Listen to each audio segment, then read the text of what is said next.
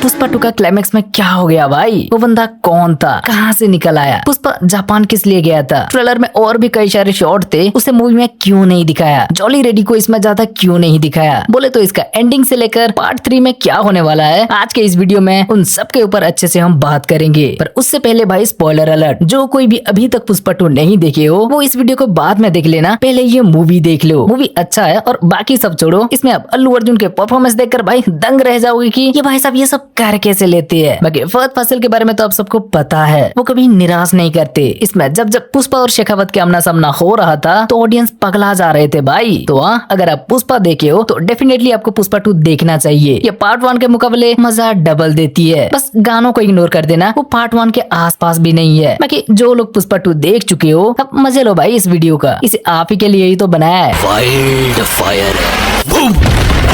पुष्पा 2 का क्लाइमेक्स भाई ऑडियंस का दिमाग में काफी सारे क्वेश्चन मार्क छोड़ जाता है और कुछ अधूरा भी लगता है, लेकिन वही सारी चीजों को जब पार्ट 3 द रैम्पेज से जोड़ दिया जाता है तो काफी इंटरेस्टिंग भी लगता है। देखो पार्ट 1 का टाइटल पुष्पा द राइज था, तो उसमें हमने क्या देखा? पुष्पा को जीरो से सिंडिकेट का चेयरमैन बनते हुए देखा। फिर पार्ट 2 का टाइटल अब पुष्पा द रूल है, तो इसमें हमने क्या देखा? पुष्पा पहले अपने लोगों को छुड़ाने के लिए पुलिस स्टेशन खरीद लेता है, फिर जब बीबी पूछती है तो सिर्फ एक फोटो लेने के लिए स्टेट का सीएम बदल देता है, और उसका भतीजी को किडनैप किया जाने के बाद तो आपको पता है, मतलब जैसा कि इसका टाइटल है वैसे इस बार पूरा मूवी में पुष्पा का रूल दिखाया गया है, फिर चाहे वो सिंडिकेट में हो, शेखावत के ऊपर हो या गवर्नमेंट पर भी। और भाई सच में पुष्पा का ये रूल देखने में बहुत मजा आया, लेकिन फिर भी जब ये मूवी खत्म हुआ तो कुछ तो अधूरा लग रहा था, और उसका जवाब देने क्लाइमैक्स के बाद हमें देखने मिल जाता है पुष्पा द रैम्पेज का टाइटल, और यही टाइटल उस अधूरेपन को पूरा कर जाता है। अब देखो भाई पुष्पा द रूल में पुष्पा का रूल तो देखने मिलता है, पर उसके साथ साथ ये भी दिखाया जाता है कि पार्ट 2 में पुष्पा के पास धन दौलत शोहरत सब आ चुका है, लेकिन जिस चीज के लिए वो बचपन से तरस रहा था, इतना ऊपर आने के बाद भी, पूरा राज्य में उसका रूल होने के बाद भी उसे वो नहीं मिला था, और वो है अपने भाई से इज्जत। देखना स्टार्टिंग में ही इसका हिंट हमें दे दिया था, जब श्रीवल्ली मंदिर में सोने की मुकुट लेकर जाने पर भी पुष्पा का भाई इनका इज्जत नहीं करता। पर कोई बात नहीं, एंडिंग आते आते पुष्पा को वो भी मिल जाता है। जिस भाई ने पुष्पा को पहले दुत्कार रहा था वो आज पुष्पा को गले लगाने आ गया, मतलब पुष्पा को अपना भाई से इज्जत भी मिल गया, मुल्लटी सरनेम भी मिल गया, क्या बोले उसका फैमिली कंप्लीट हो गया। लेकिन जिस कीमत पर उसे ये फैमिली मिला है उसी वजह से इसका पूरा फैमिली खत्म भी हो गया। मतलब यात्रा सीक्वेंस में इसने जो बंदा को मारा और बाद में इसका भतीजी को उठा ले जाने के बाद इसने जिस बंदा को मारकर अपना भतीजी को वापस लाया वो और कोई नहीं, सेंट्रल मिनिस्टर के भाई और भतीजे ही थे। तो अब उसी सेंट्रल मिनिस्टर के कोई रिश्तेदार आकर बॉम्ब से इनका फैमिली को उड़ा दिया है। बोले तो जिसे मारने के बाद इसे वापस सब कुछ मिला था, उसे मारने की वजह से अब ये वो सब कुछ खो दिया है। तो आखिर में टाइटल के बाद ये इंटरेस्टिंग लगता है ना भाई, राइज में आगे बढ़ा, रूल में रूल करने के साथ इसे परिवार भी मिल गया, पर एक झटके में इसका वो सब कुछ चला भी गया। तो इसीलिए पार्ट 3 का टाइटल है द रैम्पेज, और रैम्पेज का मतलब क्या है? क्रोध, हिंसात्मक आचरण, भड़कना या तहलका मचाना को रैम्पेज कहती है। और अब क्योंकि पुष्पा के फैमिली से कोई नहीं रहे, सब चले गए हैं, तो पार्ट 3 में हमें उसका तहलका मचाने वाले बदला देखने मिलेगा, और वो किस लेवल का होगा उसके बारे में हम सोच भी नहीं सकते, क्योंकि भले ही शेखावत अब चला गया हो लेकिन अभी भी पुष्पा के दुश्मन की कमी नहीं है, जिसमें से पहला है ये प्रताप रेड्डी जो एक सेंट्रल मिनिस्टर है। सिद्धप्पा को सीएम बनाने के लिए पुष्पा को इसी के पास जाना पड़ा था, और अब क्योंकि पुष्पा इसका भाई के साथ इसका भतीजा को भी मार दिया है तो पार्ट 3 में सबसे ज्यादा गुस्से में तो यही रहेगा। और सिद्धप्पा इसके बारे में बोल भी रहे थे कि प्रताप रेड्डी खदान से कोयले निकाल कर नहीं, उसे कब्रिस्तान बनाकर इतना बड़ा आदमी बना है, तो आगे ये जो कांड करेगा उसी एक्शन का रिएक्शन द रैम्पेज कहलाएगा। वैसे ये कांड तो कर चुका है ना, वो कौन है अभी तक नहीं बताया गया, लेकिन जैसे उसने पुष्पा के फैमिली को बॉम्ब से उड़ाया उसे देखकर लगता है वो भी प्रताप रेड्डी के साथ ही कोयले खदान में ही काम कर रहा था और वहाँ ब्लास्ट करता था, इसीलिए उसी स्टाइल में यहाँ पुष्पा का फैमिली को उड़ाया। तो वो शायद प्रताप रेड्डी का भाई हो सकता है, उसका बेटा हो सकता है, या पुष्पा इसका जिस भाई और उस भाई का बेटा को मारा उसी भाई के दूसरा बेटा भी हो सकता है। और इस कैरेक्टर को लेकर नानी के नाम सामने आ रहा था, पर वेट करके देखते हैं, वो भी धीरे धीरे पता चल जाएगा। नेक्स्ट मंगल श्रीनु और दक्षा अभी भी इनमें से एक सिंडिकेट का बदला और एक भाई का बदला के लिए तरस रहे हैं। पार्ट 2 में ये कुछ कर नहीं पाए, लेकिन पार्ट 3 में कुछ तो जरूर करने की सोचेंगे, पर पुष्पा के हाथों मारे जाएंगे। फिर आगे नरसिम्हा रेड्डी जिसे हटाकर पुष्पा सिद्धप्पा को सीएम बनाया, वो भी पुष्पा के पीछे पड़ सकता है। और जॉली रेड्डी का तो हम सबको पता है, वैसे हमें लगता है ये पराई औरत को छेड़ने वाली हरकत पार्ट 2 में जॉली रेड्डी का होने वाला था, पर पार्ट 3 का भी चांस दिखा तो उस कैरेक्टर में प्रताप रेड्डी का भतीजा को डाल दिया, और जॉली रेड्डी को पार्ट 2 में एक भी सीन नहीं दिया। पर ट्रेलर का ये शॉट याद है ना, जॉली रेड्डी का कुछ तो शूट किया गया था, पर उसे भी अब पार्ट 3 के लिए बचा के रखा है। तो वो हरामी मानुस भी पार्ट 3 में कुछ तो बड़ा करेगा। भाई देख रहे हो, पार्ट 3 में पुष्पा को दुश्मन की कमी नहीं है, वो बस उनको रप्पा रप्पा काट कर तहलका मचाते हुए दिखेगा। इसीलिए पार्ट 3 का टाइटल द रैम्पेज है। मतलब अब समझे, इसमें हम एक एक पार्ट करके या दूसरे को एक सीक्वल की तरह देखे तो पार्ट 1 में भी कुछ अधूरा लग रहा था और अब पार्ट 2 में भी कुछ अधूरा लग रहा है, लेकिन अगर इसे एक कंप्लीट ट्रायलॉजी की तरह देखे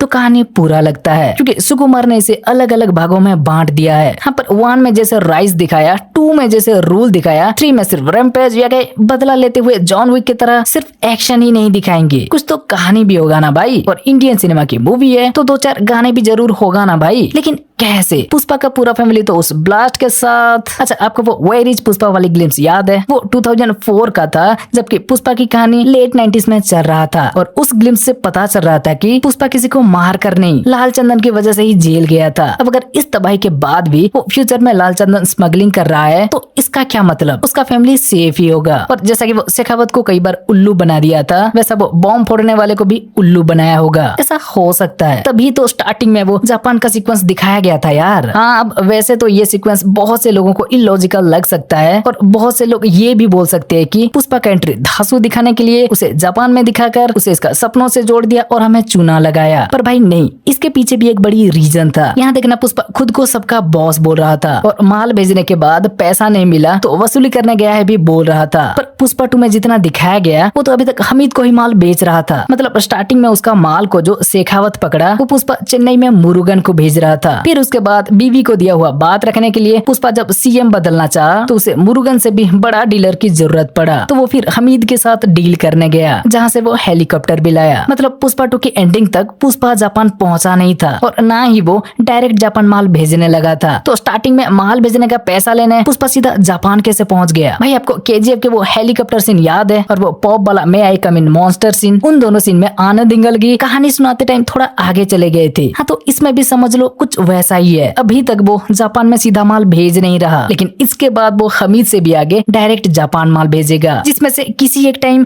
उसे वापस पैसा नहीं मिलेगा, तो वही वसूली करने पुष्पा जापान जाएगा। इसीलिए सिर्फ यही सीक्वेंस का नहीं, कुछ और आगे के सीक्वेंस का भी शॉर्ट में ट्रेलर में दिखाया गया है, जैसे कि उस पानी से गिरकर निकलने वाला सीन, जापानीज डीलर से पैसा लेने वाला सीन और जॉली रेड्डी का सीन भी, जो पार्ट 2 में अभी हुआ नहीं है लेकिन पार्ट 3 में आगे होने वाला है। मतलब हाँ, पार्ट 3 में भी हमें सिर्फ एक्शन के अलावा कुछ ड्रामा भी देखने मिलेगा, जहाँ पुष्पा लाल चंदन की स्मगलिंग नहीं छोड़ेगा, वो जेल भी जाएगा, उसे 8 बुलेट भी लगेगा, फिर वो जंगल में भी दिखेगा और जापान भी पहुंचेगा। पर भाई वो बॉम्ब ब्लास्ट के बाद, फैमिली हराने के बाद भी कैसे वो लाल चंदन की स्मगलिंग करेगा? और अगर वो बॉम्ब ब्लास्ट फेक भी था, अगर उसका फैमिली मेंबर से भी कोई नहीं मरा, फिर तो भाई टाइटल में जैसा ये द रैम्पेज देखने मिल रहा है, उस मोड में पुष्पा कभी आ नहीं पाएगा जब तक कि उसका फैमिली में से किसी को कुछ हो ना जाए। होगा यार, उसका भी कोई तरीका मेकर्स के पास जरूर होगा, जिसके बारे में क्या आगे वीडियो बना के हम चर्चा भी करेंगे। इसलिए अगर आपके पास कुछ थ्योरी है तो हमें कमेंट में बता देना। तो भाई यहाँ यही था पुष्पा 2 का एंडिंग और पुष्पा 2 का फ्यूचर को लेकर एक वीडियो। अभी के लिए हमें जितना लगा सब बता दिया, बाकी आगे इसे लेकर और भी चर्चा करेंगे। पुष्पा 2 को हम फिर से देखेंगे, लेकिन अभी आप लोगों के लिए वीकेंड की वीडियो, वीकली अपडेट और रिव्यू पर काम करना है, इसीलिए इस वीडियो को यहीं खत्म करते हैं और उस वीडियो के बाद फिर से पुष्पा के टॉपिक पर वापस मिलते हैं। तो भाई अगर ये वीडियो अच्छी लगी हो तो वीडियो को लाइक करके अपने दोस्तों के साथ शेयर करो और चैनल को अभी तक सब्सक्राइब नहीं किए हो तो भाई सब्सक्राइब कर लो। चलो फिर मिलते हैं अगले वीडियो में।